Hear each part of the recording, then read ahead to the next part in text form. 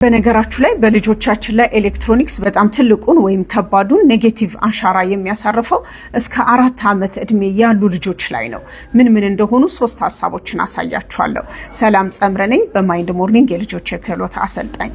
ብዙ ጊዜ የምንሸወደው ምንድነው ልጆች ኤሌክትሮኒክስ ስንፈቅድላቸው ትምህርት ቤት እስከሚገቡ ድረስ ነው፣ መዝሙር ነው፣ ፊደል ነው፣ ቁጥር ነው ብለን በማሰብ ወይ ደግሞ ሰው በማጣት ወይ ጊዜ በማጣት ልጆችን ኤሌክትሮኒክስ ነገሮችን እንፈቅድላቸዋለን። እንደዛ ሲሆን አይታችሁ ከሆነ አይፈልጉንም። በቃ ሙሉ በሙሉ ወላጆቻቸውን አይፈልጉም። ስልካቸው ላይ ብቻ ነው የሚሆኑት ወይ ደግሞ ፊልሙ ላይ ብቻ ነው የሚሆኑት። አያስቸግሩንም ማለት ነው። ከዛ ግን ችግሩ የሚመጣው ትምህርት ቤት ሲገቡ ነው። ውጤቱን የምናየው የዛ ጋር የዘራነውን ውጤት የምናየው ትምህርት ቤት ላይ ሲገቡ ነው።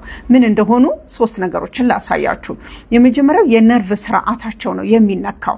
የነርቭ ስርዓታቸው ማለት የምግብ ፍላጎት ያጣሉ፣ አይርባቸውም፣ በእጃቸው መጉረስ አይችሉም፣ ቶይሌትን ሴንስ አያደርጉም፣ የምግብን ጣዕም አያውቁም።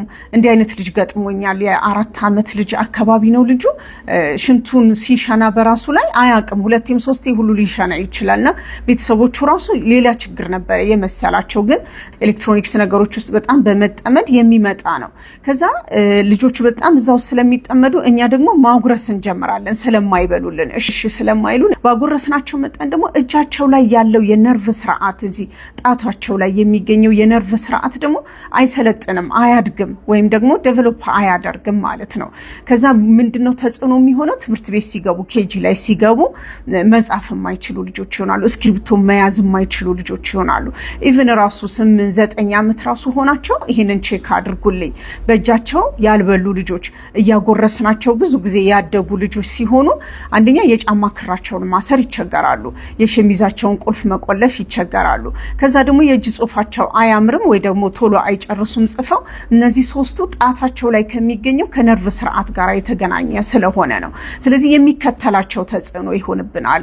ሁለተኛው ደግሞ የቋንቋ ክህሎታቸውን ነው የምናሳጣቸው። አፋቸውን ቶሎ አይፈቱም፣ ቋንቋ ይደበላለቅባቸዋል። አፋቸውን እንኳን ፈተው ቢሆን ባክስላይድ የማድረግ እድል አላቸው። ከዛ ደግሞ በጣም ብዙ ቃላትን ያውቃሉ ግን መግለጽ አይችሉም። ለመግለጽ ሲፈልጉ መጮህ፣ እልህኛ መሆን፣ አግሬሲቭ በመሆን የሚፈልጉትን ነገር ለማግኘት ጥረት ያደርጋሉ ማለት ነው። ከዛ ምን ይሆናል? ከፍ እያሉ ሲሄዱ ቃላት ብቻ የሚያውቁ ልጆች አረፍተ ነገር መስራት የሚቸገራሉ። የተሰራን አረፍተ ነገር ራሱ አንብበው ለመረዳት የሚቸገሩ ልጆች ይሆናሉ። የቋንቋ ክህሎታቸውን በጣም ያሳጣቸውና ንግግራቸው ራሱ ቃላት ብቻ ይሆናሉ። አዎ፣ እሺ፣ እምቢ የሚል ብቻ ይሆናል እንጂ አረፍተ ነገር መናገር እያቃታቸው ይሄዳሉ። በተለይ ትልቅ እየሆኑ ራሱ ሲሄዱ ቲኔጀሮች ላይ ራሱ ይህንን ልታገኙ ትችላላችሁ ማለት ነው። ከዛ 3ኛው ኢምፓክት ደግሞ ከሰው ጋር ያላቸው ግንኙነት ነው።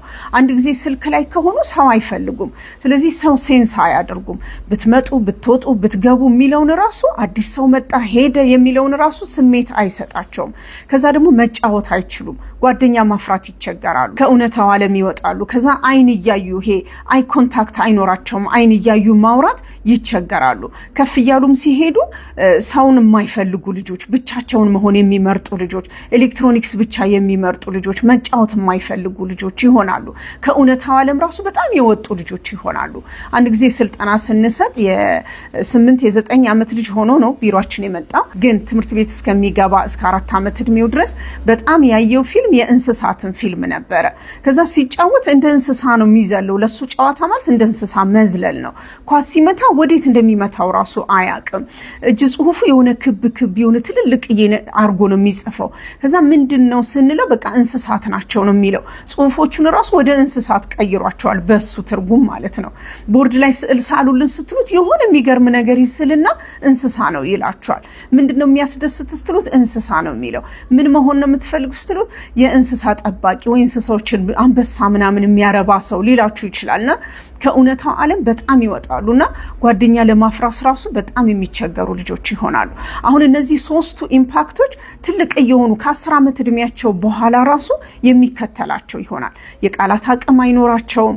ከዛ ደግሞ አረፍተ ነገርን መረዳት ይቸገራሉ። ጓደኛ ማፍራት ይቸገራሉ። ቀስ እያሉ ድብርት ውስጥ ይገባሉ። ከኤሌክትሮኒክስ ውጪ ደስታ አይኖራቸውም። ስለራሳቸው የሚሰማቸው ስሜት ዝቅተኛ ይሆናል። ውጤታቸው ራሱ በጣም እያያችሁት እየቀነሰ ይሄዳል። እንደውም ብዙ ጊዜ ወላጆች ምን ይላሉ? ያቀዋል እኮ ታቀዋለች እኮ ግን መጻፍ ትቸገራለች፣ መጻፍ ያቀታታል። ከኤሌክትሮኒክስ ጋራ የተያያዘ ችግር ነው ማለት ነው። እንደ መፍትሄ ሪከመንድ ማደርጋችሁ ምንድነው በተለይ እስከ 4 ዓመት እድሜ ላሉ ልጆች በተቻላችሁ መጠን በቤታችሁ ውስጥ ያለ የኤሌክትሮኒክስ ካልቸራችሁን ቀንሱት። የመጀመሪያ። ሁለተኛ ደግሞ አካላዊ ጨዋታዎችን በተቻላችሁ መጠን ቤታችሁ ውስጥ አብዙ። ብዙ አማራጮችን ማዘጋጀት ይቻላል። በእርግጥ ትዕግስት ይፈልጋል፣ ጊዜ ይፈልጋል፣ ዝግጁነት ይፈልጋል እንጂ በተለያየ ነገር አድርጋችሁ የቤት ውስጥ ጨዋታዎችን ማዘጋጀት ትችላላችሁ።